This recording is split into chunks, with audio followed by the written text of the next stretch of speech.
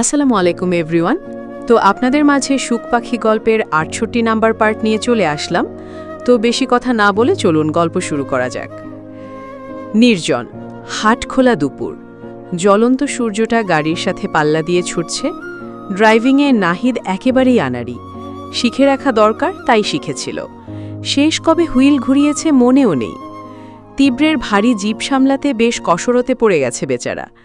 এক একটা ঢালে লেগে গাড়ির চাকায় হাওয়ায় ভেসে উঠছে। এত সাবধানে চালাচ্ছে নাহিদ। ভাগ্যিস মফস্বল, শহরের মেইন রোড হলে এতক্ষণে মর্গে থাকতে হতো। নাহিদের মুসিবতের ডগায় দাঁড়িয়ে আছে নুহা। পরীক্ষার জন্যে বেঁধে দেওয়া সময়টা তরতরিয়ে এগিয়ে যাচ্ছে তার। 12টা পেরিয়েছে। হয়তো এত সময়ে হল ভর্তি করে বসে গেছে সবাই। পরীক্ষা কি শুরু হলো? ঠিক সময় পৌঁছাতে পারবে তো সে? দেরি করলে ঢুকতে দেবে তো? অথচ নুহার মাঝে এসব নিয়ে বিশেষ উদ্বেগ নেই। নাহিদের পাশের সিটে কঠিন হয়ে বসে আছে মেয়েটা। বুকের ভেতর কিছু সশব্দের ঢুকপুকানির রেশ। তারা মিছিল তুলছে, স্লোগান দিচ্ছে, একের পর এক দাবিতে নাধিশ্বাস দশায় ফেলছে কখনো। এই যে ও নাহিদের প্রেমে পড়ল, এতে যে পুরো পৃথিবী চট করে বদলে গেল আজ। এরপর থেকে সেও মরবে, পুষ্পিতার মতো জ্বালায়, যন্ত্রণায়, উদাসীনতায়।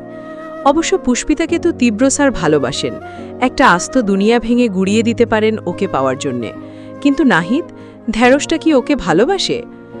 নুহা আর চোখে একবার দেখল তাকে। ছেলেটার হাবভাবে ব্যস্ততা, এক হাত হুইলে আটকে, অন্য হাতের ঘড়ি দেখছে বারবার। দু কাঁধে যে দায়িত্বের একটা বড় ভার, নুহাকে পরীক্ষার হলে পৌঁছে দেয়া, সেটা তার অক্ষরে অক্ষরে পালন করা চাই। পাশে বসা মেয়েটির দিকে কি আদৌ কোনো খেয়াল আছে যে মেয়ের আড়াআলি দিগন্তের বিস্তৃতিতে এখন থেকে শুধুই একটা সূর্য উঠবে, আর তার নাম হবে নাহিদ? এসব কি বুঝবে সে? বুঝবে কেন, যার দেহ, মন, প্রাণ সব জুড়ে অন্য কেউ, যার ছবি লোকটা এখনও ওয়ালেটে নিয়ে ঘোরেন, যার প্রসঙ্গ উঠলেই তার কণ্ঠ ভিজে আসে, সেই মানুষকে টপকে ওর মনে কি আদৌ জায়গা পাবে নুহা? নুহার উদ্ভট ভাবনার তল হতেই একটা দীর্ঘশ্বাস ঠিকরে এলো বুকে। সেদিন পুষ্পিতাকে কত গর্ব করে বলেছিল, আমি কখনো প্রেমেই পড়ব না। অথচ কি হলো? পড়ল তো পড়ল এই মিনমিনে লোকের প্রেমেই। ইস, এই ব্যথা, এই আফসোস কাকে দেখাবে নুহা? যে দেখবে সে নিশ্চয়ই অট্টহাসিতে ফেটে পড়বে ওর ওপর। নুহার মন খারাপ বাড়ল। হতাশ চিত্তে সিটে মাথা এলিয়ে দিতেই নাহিদ ফিরল এদিকে। কণ্ঠে তার একই রকম উদ্বেগ। আপনার কি এখনো মাথা ঘুরছে? নুহা ছোট্ট একটু ঢোক গিলল, দুপাশে মাথা নাড়ল নিশ্চুপ। নাহিদের স্বস্তি হল না তাও। মেয়েটা এত কথা বলে, এত চটপটে, হঠাৎ এমন চুকসে গেল কেন? আচ্ছা, ওনার রাগ কি এখনো কমেনি? কি ঠিক করেছে সত্যি ওর সাথে কথা বলবে না? নাহিদ কোমল কণ্ঠে ডাকল, নুহা, মিস নুহা। গভীর ভাবনায় বুধ মেয়েটা উত্তর দিল না। নাহিদের সন্দেহ প্রগাঢ় হয়। নুহার ডান হাতটা পাশেই ছিল ওর, ত্রস্ত তার ওপর হাত রাখল নাহিদ। মেয়েটা চমকে ওঠে কিছু, সিটে লেপ্টে থাকা মস্তক তৎপর শটান করে ফেলে। নাহিদ শিশুর মতন শুধালো, রাগ কি ভাঙেনি? এখনো আমার ওপর ক্ষেপে আছেন? নুহা কি বলবে বুঝতে পারছে না। জিভের ডগায় কিংবা মনে জবাব নেই তার।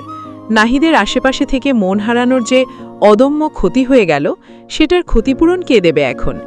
এজন্যেই আগুন আর বরফ পাশাপাশি রাখতে নেই। কিন্তু এখানে ওনারই বা কি দোষ? নুহা যেচেই ক্ষতি ডেকেছে, প্রেমে পড়েছে আগ বাড়িয়ে। নাহিদ তো আর প্রেমে পড়তে বলেনি, তাহলে অহেতুক রাগ দেখিয়ে লাভ কি? শক্ত মুখটা হঠাৎ নরম হল নুহার। অল্প হেসে জানালো, না। এতক্ষণে স্বস্তি পেল নাহিদ। নুহার হাসি, তার ছোট্ট একটু উত্তরে বুক ফুলিয়ে লম্বা শ্বাস টানল। যাক বাবা, বাঁচালেন। আপনি যখন বললেন না, আমার সাথে আর কখনো কথা বলবেন না, আমার যে কি খারাপ লাগছিল। নুহা আর কিছু বলেনি। কালচে পিচের রাস্তাটায় একভাবে চেয়ে রইল। দেখতে দেখতে তার ভার্সিটির চওড়া সাইনবোর্ড নৈকট্যে এলো। নাহিদ ব্রেক কষতেই জ্বরের মতো নেমে গেল নুহা। দুপা গিয়ে পিছু ফিরল আবার। নাহিদ প্রফুল্ল হেসে বলল, অল দ্য বেস্ট। নুহার নিশ্চুপতা সৌজন্য বোধও কাটাতে পারেনি আজ। চুপচাপ হাঁটা ধরল। ক্ষুদ্র শরীরটা আস্তে ধীরে ক্যাম্পাসের ভেতরে ঢুকে যায়। নাহিদ এত শত ভাবল না, ত্রস্ত চিত্তে গাড়ি ঘুরালো। একটা দায়িত্ব শেষ, এখন অফিসে ছোটার পালা। যদিও চাকরি নেই কনফার্ম, তাও একবার দেখে আসবে না হয়। রান্নাঘর ছেড়ে একরকম ঝড়ের মতো ছুটে এসেছেন সালমা। খোরশেদও গায়ের ব্যথা নিয়ে বসে থাকতে পারেননি। সব মিলিয়ে বসার ঘরে ছোটখাটো পরিবর্তার বিস্তর এক মিলন মেলা বইল। মিথিলা শুধু কাঁদছে, চোখের মাঝেই যেন শতাব্দীর বন্যা। গলা বুক শাড়ির পাড় ভিজে চপচপে তাতে। সালমা বেগম হাঁসফাঁস করছেন, মেয়ের কান্নায় আপনা আপনি জল এসেছে চোখে। খোরশেদির ভেতরটাও একই রকম উত্তাল, উন্মুখ হয়ে মেয়েটাকে দেখছেন তিনি। দুজনের কেউই কিছু বুঝতে পারছেন না। প্রশ্ন অনেক, উত্তর নেই। মিথিলা হঠাৎ কোত্থেকে এলো, কোনো রকম খবর না দিয়ে না বলে। আর চেহারের কি অবস্থা! ভদ্রলোক কাতর চোখে মেয়েটাকে ভালো করে দেখলেন। পরনে হাফ সিল্কের সাদামাটা শাড়ি, কোনো মতে হাত খোপা করা চুল, একটা ভারী লাগেজ ছাড়া কিছু নেই। মুখটাখানো দেখো, শুকিয়ে এইটুকুন, যেন কতকাল ঠিক করে খায়নি। চোখের নিচেও তো কালি পড়েছে। হায় আল্লাহ, কি মেয়ে তার বিদেশ গিয়ে কি হয়ে এলো! মিথিলা তখন সালমার বুকে দুহাতে আষ্টপিষ্টে জড়িয়ে ধরে হু হু করে কাঁদছে। খোরশেদ কিছু জিজ্ঞেস করতে চেয়েও ঠোঁট নামিয়ে নিলেন। রাহাত শোবার ঘর থেকে টেবিল ফ্যান টেনে টুনে আনল। বসার ঘরের সিলিং ফ্যানে বাতাস কম। মিথিলা এসেই ঘেমে কেমন চটচটে হয়ে গেছে। ফ্যানটাকে সেট করে বোনের দিকে ঘুরিয়ে রাখল। কিছু যখন বলতে যাবে সালমা ইশারায় চুপ বোঝালেন। উদ্যোগী রাহাত তৎপর থেমে গেল। ভদ্রমহিলা মেয়ের পিঠে বিশ্রান্ত হাত বোলাচ্ছেন। কেঁদে কেটে তার হেঁচকি তোলার দশা। কোনো বড়সড় ঘটনা যে ঘটেছে সালমার বুঝতে বাকি নেই। ভেতরটাও কু ডাকছে কেমন। ইয়া আল্লাহ, আজকেই একটা বিপদ গেল, আবার কি অপেক্ষা করছে কে জানে। মিথিলাকে হেঁচকি তুলতে দেখে আবার ভেতরের ঘরে ছুটে গেল রাহাত। এবার ফ্যান নয়, পানি নিয়ে এসেছে, সাথে রেখেছে এক বাক্স টিস্যু। বোনের টুকটাক যত্ন নেয়ার প্রসেস যথাসম্ভব শেষ করে তবেই দম নিল ছেলেটা। মিথিলা সময় নিয়ে সামলে উঠল নিজেকে। হেঁচকিটা যখন বন্ধ হলো একটু, সালমা মোলায়েম কণ্ঠে ডাকলেন, মিথিলা, আমু ঠিক আছো? মিথিলা মুখ তুলল বুক থেকে, নাক টেনে মাথা নাড়ল আস্তে। রাহাত ত্রস্ত গ্লাস বাড়িয়ে ধরে, পানি খাও আপু, গলা শুকিয়ে গেছে না? এইটুকু মানুষ, অথচ যত্নের বহরে মিথিলার বুকের কষ্টটা আবার দলা পাকিয়ে উঠল একটু। এই ভাইটাকে ও কত অবহেলা করেছে একসময়, কাছে ডেকে কখনো আদর করেছে কিনা বলতে পারবে না। চোখ দুটো তার আক্ষেপে ভিজে উঠল আবার। খোরশেদ মুখ খুললেন এতক্ষণে, রয়সয় শুধালেন, কি হয়েছে মা, তোমার এই অবস্থা কেন? মিথিলা চুপ করে মাথা নুইয়ে রইল। সালমা বললেন, পলাশ আসেনি? ওই কি তোকে বাড়ির সামনে দিয়ে গেল? তাহলে ওপরে এলো না কেন? মিথিলা আনত থেকেই বলল, আমি একাই এসেছি মা। সালমা খোরশেদ মুখ চাওয়াচাওয়ি করলেন। বুঝতে না পেরে বললেন, একা কেন? মিথিলা বাবার পানে বিষণ্ণ মুখ তুলল। মনের ভেতর স্রোতের মতো বিষাদ উগলে দেয়ার প্রস্তুতি নিল কেবল। হঠাৎই আর্তনয় অর্তনাদ, সতর্কতা এলো চোখে। খোরশেদের দিকে খেয়াল পড়তেই এক দফা বিস্ময়ে মুখ থুবড়ে পড়ল যেন। উদ্বিগ্ন হয়ে বলল, এ কি বাবা, তোমার কি হয়েছে? ব্যান্ডেজ কেন হাতে? মাথায় লাগলো কি করে? আম্মু, কি হয়েছে বাবার? সালমা বলতে গেলে খোরশেদ কথা কেড়ে নিলেন।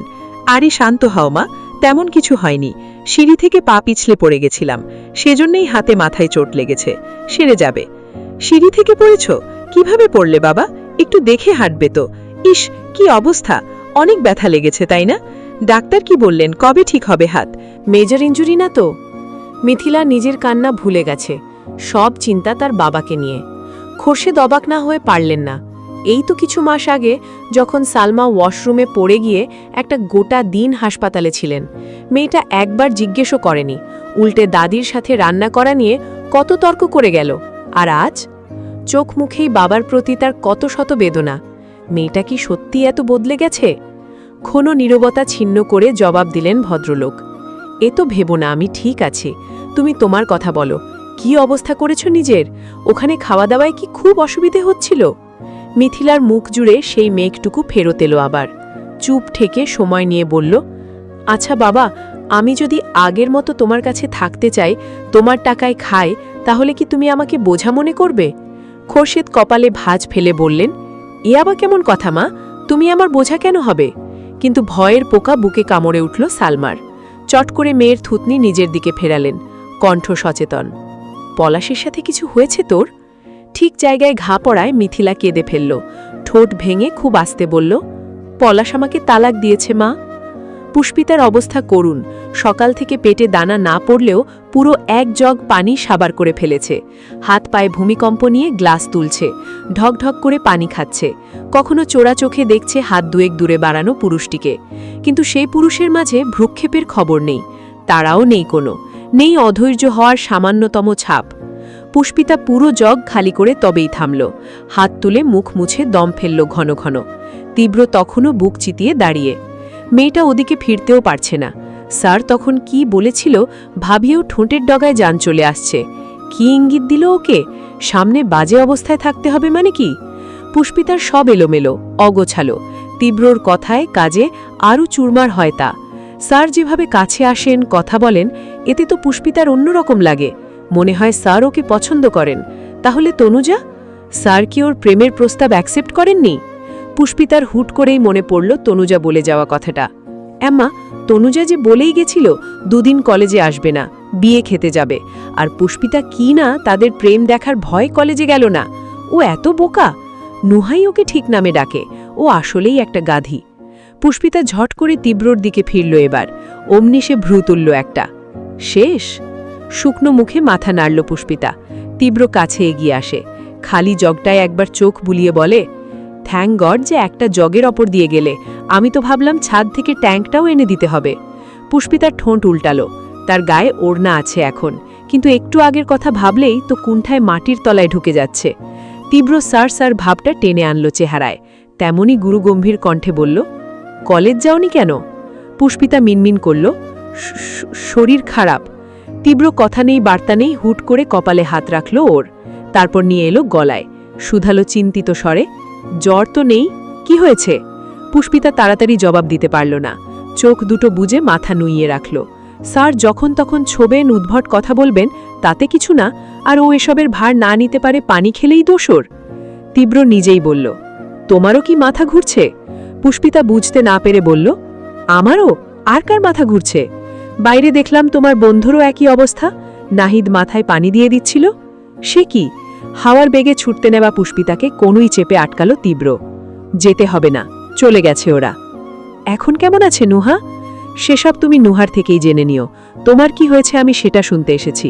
পুষ্পিতা দুম করে বলে ফেলল, আমার তো কিছু হয়নি। এই যে বললে শরীর খারাপ। মেয়েটা থতমত খায়। সব উত্তর কেমন জট পাকিয়ে গেল। মুখের অবস্থা দেখেই তীব্র বুঝে গেল সব। এর মানে মিথ্যে বলেছ। তুমি ইচ্ছে করে কলেজ যাওনি, তাই না? ওকে, মিথ্যে যখন বলেছ কারণ আর শুনতে চাইব না। তবে হ্যাঁ, এরপর থেকে আমি যেন তোমাকে ক্লাসে গিয়ে পাই। না পেলে? পুষ্পিতা চোখ তুলে চাইল। না পেলে কি প্রশ্নের আগেই তীব্র জানিয়ে দিল, আর ভাবব না। সেদিন আমার ঘরে যা হয়নি সেটাই হবে এবার। তখন তার দায়ভার কিন্তু আমাকে দিতে এসো না। তারপর বেরিয়ে গেল তীব্র।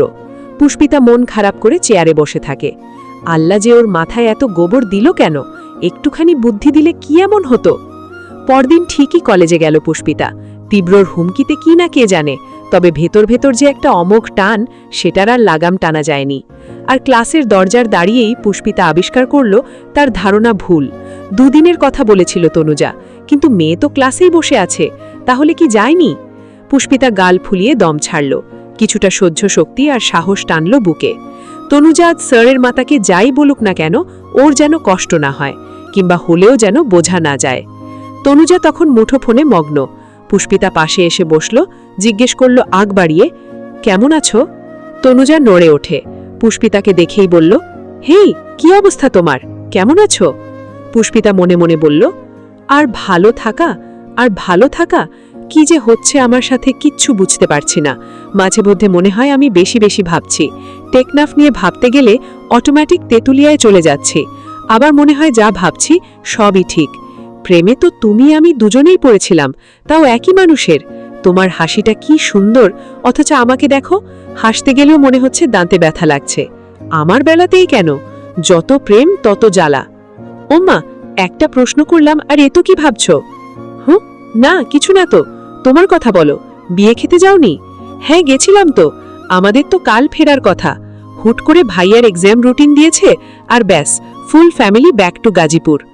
ভালোই তো হয়েছে, একদিন আগে পেলাম তোমাকে। তনুজা হাসল। ওর দিক ফিরে উচ্ছল কণ্ঠে বলে, জানো ওখানে কি হয়েছে? আমরা এক তো মজা করেছি না। আর বরের একটা কাজিন আছে বুঝলে, কি যে হ্যান্ডসাম, আমি তো দেখেই মেল্ট হয়ে গিয়েছিলাম। এত দারুণভাবে কথা বলে। একদিন আগে আসায় আমার খুব মন খারাপ হয়েছিল, তাই ওকে আমার নাম্বার দিয়ে। পথিমধ্যেই কথা কেড়ে নিল পুষ্পিতা। এক মিনিট, অন্য কারো প্রতি মেল্ট হয়েছ মানে তুমি না তীব্র স্যারকে পছন্দ করো? ব্যাস, তনুজার কথা বন্ধ। হুঁশ পেতেই জিভ কামড়ে ধরল। এতক্ষণের সবটা জিভ ফসকে বেরিয়ে গেছে। মুখবিবরের চোর চোর ভাবটা স্পষ্ট দেখল পুষ্পিতা। বলল সোজাসুজি, কি হয়েছে বলো তো? আমার থেকে কিছু লুকোচ্ছ তুমি? তনুজা আমতা আমতা করল। না মানে ওই কি মানে কি? যাওয়ার আগে স্যারের সাথে সবকিছু ঠিকঠাক করে গেলে আর ফিরলে অন্য কাউকে নাম্বার দিয়ে, ব্যাপারটা কেমন গোলমেলে না? তনুজা ঠোঁট উল্টে বলে, আমার কি দোষ? আমি তো সত্যিই স্যারের ওপর ক্রাশড ছিলাম, ফুলও নিয়ে গেলাম প্রপোজ করতে, দেখিয়েছিলাম তো তোমাকে। কিন্তু সে আমার ফুল নেওয়া তো দূর, আমার মনের কথাও শোনেনি। পুষ্পিতা নড়ে চড়ে বসল। শোনেনি মানে কি বলেছেন স্যার? তনুজা কণ্ঠ চাপে, কাউকে বলবে না তো?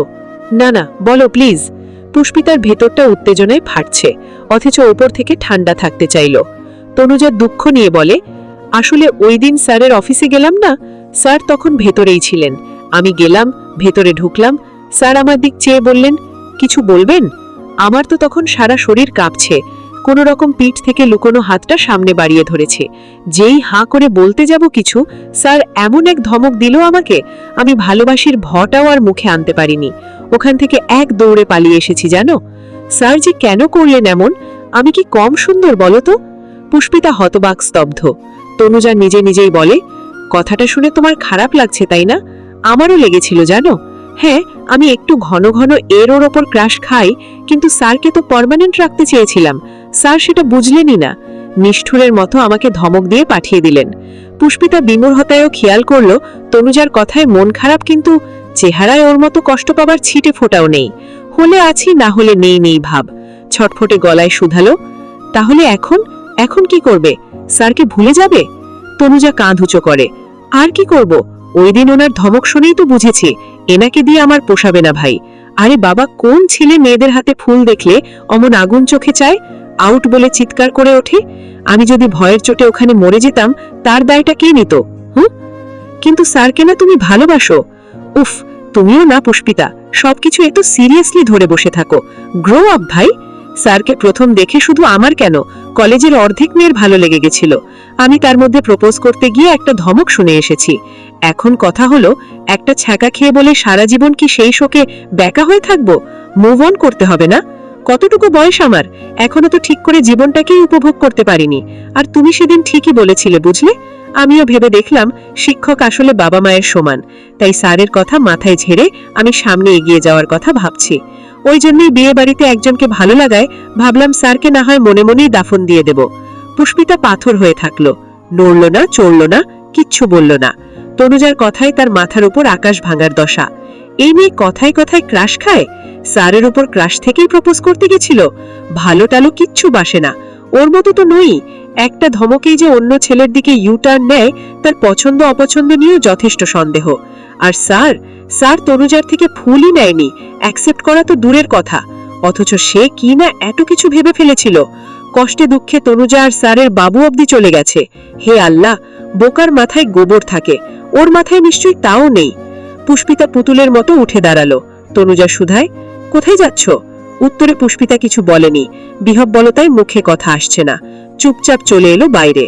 লোকের চোখ হেরাতেই নিজের গালের সপাটে একটা চর বসালো, তারপর বিড়বিড় করলো রেগেমেগে, ছি পুষ্পিতা, তোর তো গাধা হওয়ারও যোগ্যতা নেই। পুষ্পিতা কিছুক্ষণ নিজের ওপর ফুঁসল, কখনো রাগে, কখনো দুঃখে। একটা মিথ্যে আন্দাজের জের ধরে কত কষ্টই না পাচ্ছিল এ কদিন। স্যারের থেকেও দূরে যাবে ভেবেছিল। ইস, ভালোবাসার জোরে ভাগ্যিস যেতে পারিনি, গেলে এই আফসোস, এই পরিতাপ কাকে দেখাতো পুষ্পিতা? মেয়েটার হঠাৎ চোখ পড়ল কলেজের ওপারের দালিনায়। করিডোর দিয়ে কোথাও একটা হেঁটে যাচ্ছে তীব্র। ক্লাসের ঘন্টাও পড়ল তখন। সবাই ভেতরে ঢুকল। কয়েকজন শিক্ষক বেরিয়ে এলেন টিচার্স রুম হতে। তো আজকের গল্পটি শেষ হয়ে গেল। তো পরবর্তী পার্ট পেতে আমার চ্যানেলটি অবশ্যই সাবস্ক্রাইব করে রাখবেন। তো পরবর্তী পার্ট এই চ্যানেলেই পাবেন। আর গল্পটি কেমন লাগলো তা অবশ্যই কমেন্ট করে জানাবেন। সবাইকে ধন্যবাদ।